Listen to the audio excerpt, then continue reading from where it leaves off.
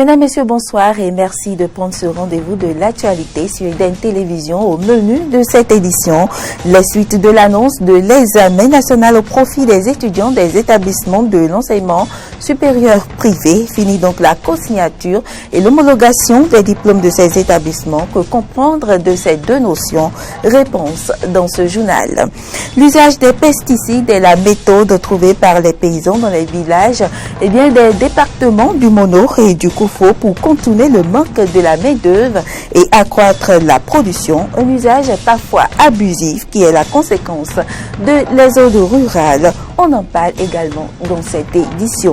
Et puis, le Sénégal évolue ce 4 avril au rythme de son anniversaire d'indépendance. 57 ans aujourd'hui que le pays a accédé à son autonomie nationale et internationale.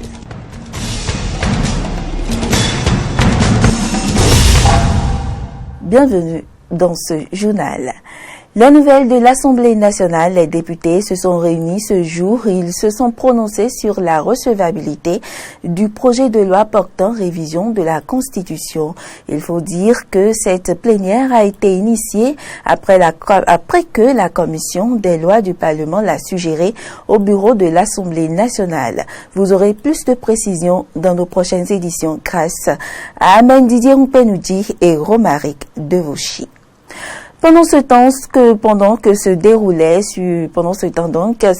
sur l'esplanade de l'Assemblée nationale un sit-in du Front du sursaut patriotique. Ce sit-in vise à exiger de la représentation nationale le retrait du projet de loi portant révision de la Constitution. Il faut dire qu'avant ce sit-in, le Front du sursaut patriotique a organisé une marche dans la ville de Cotonou, toujours pour désapprouver l'initiative du gouvernement visant à modifier la loi fondamentale du Bénin du 11 décembre 1990. Cela se passait la semaine écoulée.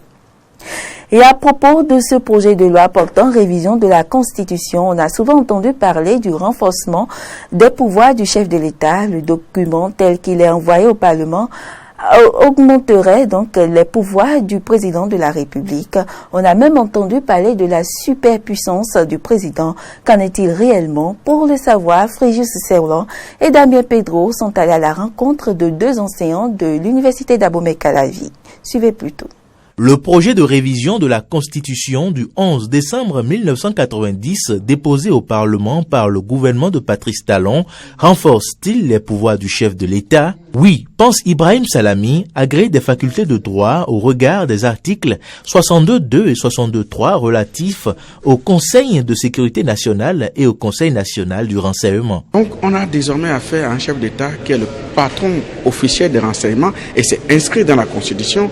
On a ensuite le patron du service de sécurité qui est encore le chef de l'État et c'est inscrit dans la Constitution. Et c'est même dangereux pour lui parce que s'il y a une affaire comme celle de Danivor, on dira que c'est le patron de la sécurité des renseignements qui serait impliqué dans cette affaire. Les articles 145 nouveaux relatifs aux traités et accords internationaux et 137.4 sur la garde à vue contribuent aussi, selon le professeur Ibrahim Salami, au renforcement des pouvoirs du chef de l'État. Donc on va avoir affaire à un chef d'État qui va prendre des engagements financiers au nom de l'État, dont on ne saura pas grand-chose. En tout cas, la représentation nationale n'aura pas son mot à dire. Normalement, les immunités ou les privilèges protègent la fonction et non pas l'individu. Et donc, quand la personne est en fonction, bénéficie des privilèges. Et cela se comprend, c'est normal, parce que le chef de l'État n'est pas un citoyen ordinaire, le ministre non plus, le député non plus. Mais une fois qu'il n'est pas en fonction, lui donner une camisole de sécurité pour l'empêcher même d'être gardé à vue ou même d'être détenu provisoirement, il y a là une volonté de la part de ceux qui ont rédigé ce projet de révision, une attitude qui vise à montrer qu'ils ont peur de quelque chose. Et si le pouvoir exécutif était un éléphant, il est en train de devenir un mammouth.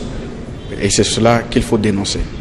Mais pour le docteur Nathaniel Kitty, enseignant-chercheur en sciences politiques, le projet de révision de la Constitution affaiblit le président de la République, notamment en son article 137.1 sur les décisions de poursuite et de mise en accusation du chef de l'État.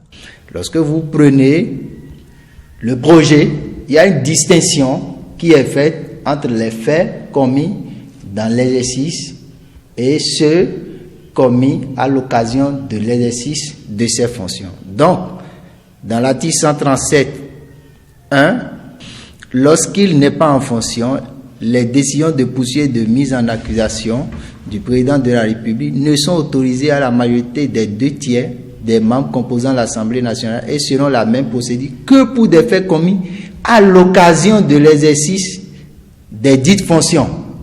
Maintenant, et ceux commis dans l'exercice, dans tous les autres cas, vous voyez la distinction, dans tous les autres cas, la poursuite, l'instruction et le jugement sont soumis aux règles de droit commun. C'est-à-dire là, il paie une protection importante que la Constitution actuelle lui accorde. L'enseignant soutient également que de par la perte de certains privilèges, le chef de l'État perd davantage de pouvoir.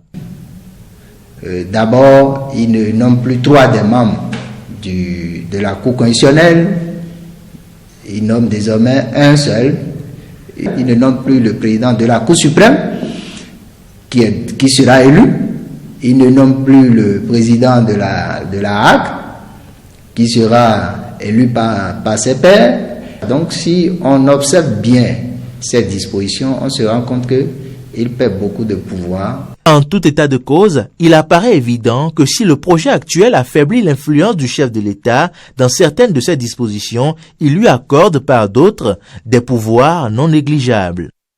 Éducation à présent 4, c'est le nombre des matières dans lesquelles composeront désormais les examens, les étudiants aux examens nationaux, les étudiants des établissements privés d'enseignement supérieur, plus de co-signatures, donc des diplômes de ces établissements privés, mais selon les autorités, il s'agit juste d'une mesure transitoire devant conduire à l'homologation des établissements privés d'enseignement supérieur. Co-signature, homologation, que comprendre de ces deux concepts de reconnaissance par l'État béninois des universités privées?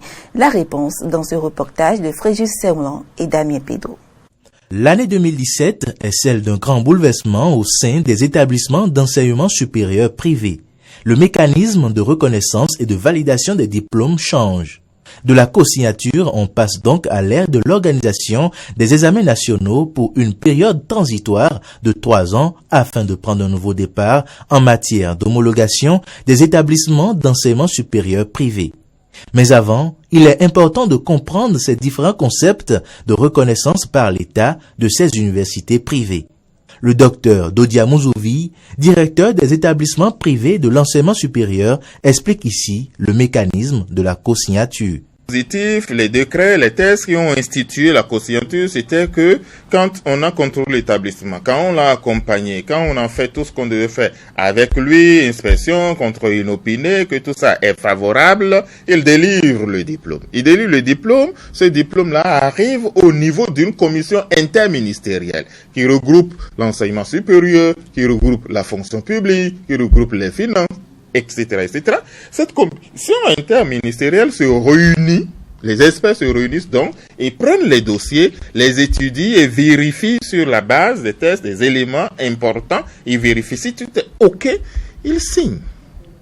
Mais, quand on analyse bien, ce système a un ensemble de failles. Failles exploitées par certains établissements d'enseignement supérieur privés de mauvaise foi reconnus par l'État pour 2 ou 3 filières, mais qui offrent 6 ou 7 autres filières. Et le gouvernement actuel a décidé donc, pour une période transitoire, de créer une parenthèse, de mettre en place les examens nationaux et de permettre, tout en respectant ce que disent les tests, de permettre aux établissements qui le souhaitent et qui offrent toutes les garanties d'être homologues.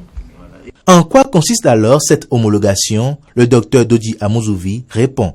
Donc, normalement, les 3 régimes de fonctionnement d'une université privée, c'est ouverture, c'est agrément et c'est homologation. Lorsque vous êtes à ce régime, on ne vous organise plus d'examens nationaux. Vous êtes autonome, vous êtes homologue des universités publiques dans l'état où elle se retrouve aujourd'hui et vous pouvez vous-même, sur les conditions, les engagements que vous avez pris, délivrer directement les diplômes à vos apprenants.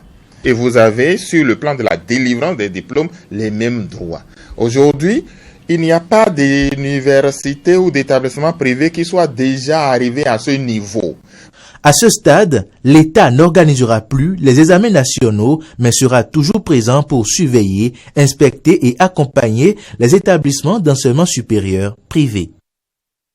Les aides rurales a vidé les villages du Mono et du Koufou des bras valides et la surexploitation des terres disponibles a approvi les sols pour contourner le manque de la main-d'œuvre et accroître la production. Les paysans de ces localités s'adonnent à l'usage abusif des pesticides. Quelle peut être de telles pratiques et éléments de réponse dans ce reportage de Jonas Bouchi. Disponible dans les boutiques de quincaillerie et les marchés, la vente des pesticides semble échapper à toute réglementation dans les départements du Mono et du Koufou. Très accessible pour les paysans, ceux-ci en usent et en abusent dans leurs travaux champêtres, ce qui n'est pas sans conséquence pour la flore et la faune. Lorsqu'on prend un paysan, par exemple, qui choisit de produire à partir de l'insecticide, des herbicides et des fongicides, il va arroser ces plantes-là et finalement, quand la pluie va tomber, l'eau de ruissellement va les ramener alors vers les ruisseaux, les fleuves, les rivières, etc., affectant ainsi la flore et la faune aquatique de ce milieu. Alors, les micro-organismes qui sont morts par utilisation de ces produits seront consommés par d'autres prédateurs. Je vais nommer par exemple les reptiles, les oiseaux et certains mammifères. Et par la suite, ceux-là vont se développer deux choses. Il y a certains qui vont développer une résistance par rapport à ce produit. Et là, il y aura une accumulation dans leur organisme. Ils peuvent en mourir à la longue ou peut-être voir leur système de reproduction affecté. Mais ceux qui vont l'accumuler et en mourir, alors donc vont constituer un danger pour l'environnement. Plus grave, la santé humaine est aussi affectée par l'usage de ces pesticides. Par rapport à l'homme, ces plantes accumulent aussi ces produits phytosanitaires. Et une fois consommés, ça atteint aussi l'organisme humain. On retrouve par exemple l'accumulation dans certains tissus de l'organisme. On retrouve des problèmes de reproduction chez l'être humain. Et aussi le besoin pressant de l'argent fait que certains producteurs n'attendent plus la durée qu'il faut pour récolter les produits. Et là, ils amènent ça sur le marché et on constate les cas de diarrhée, les cas de gastro que nous avons souvent à l'hôpital. Face au ravage des parasites et la rareté de la main-d'œuvre qui sous-tendent l'usage abusif de ces produits, l'encadrement des paysans s'avère indispensable. Il faudrait que la réglementation en vigueur soit plus renforcée pour encadrer surtout l'usage de ces pesticides-là. Alors nous pouvons peut-être aller vers l'agriculture bio. C'est vrai que quand on le dit, les gens pensent que c'est de l'utopisme juste parce que la population va sans être grandissante et on a besoin d'une grande quantité. Mais quand les pouvoirs politiques vont s'y mettre, je crois que ça peut aller. Aussi, faudrait-il revoir la commercialisation de ces produits qui deviennent de plus en plus une menace pour la santé. Hors du Bénin à présent, c'est jour d'anniversaire d'indépendance au Sénégal. Cela fait 57 ans ce 4 avril que ce pays de l'Afrique de l'Ouest a quitté le jour colonial français. Eh bien, hier, veille de cette célébration, le président Macky Sall s'est adressé aux Sénégalais. Lors de son discours à la nation, il a prôné la bonne gouvernance et rappelé que le développement passe par la bonne gestion des affaires publiques, nous rapporte Radio France Internationale. Dans l'affaire Khalifa Sall, maire de Dakar, inculpé puis incarcéré depuis le 7 mars 2017 pour détournement de deniers publics, le juge d'instruction a terminé son travail et rejeté ce lundi la demande de mise en liberté provisoire de Khalifa Sall et de ses co-inculpés. Les avocats du maire de Dakar ont 3 jours pour réagir. En Guinée, les avocats de Sidiki Diakité ont déposé ce lundi une demande de liberté provisoire. La demande a été reçue par 3 juges d'instruction qui ont 7 jours pour rendre leur décision, apprend-on grâce à Radio France Internationale. Aboubakar Sidiki Diakité dit Toumba est inculpé dans le dossier du massacre du 28 septembre. En Europe, précisément en Serbie, plusieurs manifestants ont protesté hier contre l'élection de leur nouveau président. La manifestation intervient au lendemain du premier tour de la présidentielle dans le pays. Samson Oké pour le commentaire. Des centaines de personnes, essentiellement des étudiants, ont manifesté lundi soir à Belgrade contre l'élection à la présidentielle dimanche du Premier ministre et homme fort de la Serbie, Aleksandar Vučić. Ces manifestants ont défilé dans la capitale du pays, scandant des slogans hostiles au nouveau président serbe, tel « Vučić voleur, tu n'es pas mon président ». Toute la soirée, ils ont déambulé dans le centre, mobiles, se réunissant devant le Parlement avant de repartir. Aucun incident n'avait été signalé en fin de soirée quand un appel à manifester de nouveau a été lancé pour mardi soir. Des défilés similaires se sont tenus dans des autres grandes villes du pays, Novi Sad et Nice. Présidentielle toujours, mais cette fois-ci en Équateur, dans le rôle du principal contestataire, Guillermo Lasso, deuxième de cette présidentielle qui rejette les résultats du second tour de la présidentielle de ce pays et l'élection de Moreno en attendant la proclamation des résultats officiels. On écoute.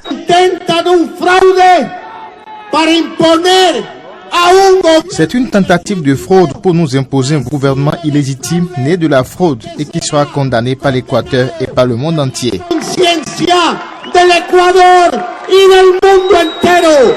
On dirait qu'ils essayaient de nous usurper ou de nous retirer ce que nous avons pourtant gagné en allant aux urnes. Ils tentent de nous l'enlever. C'est pourquoi je suis ici pour unir mes forces avec mes compagnons et mes compatriotes.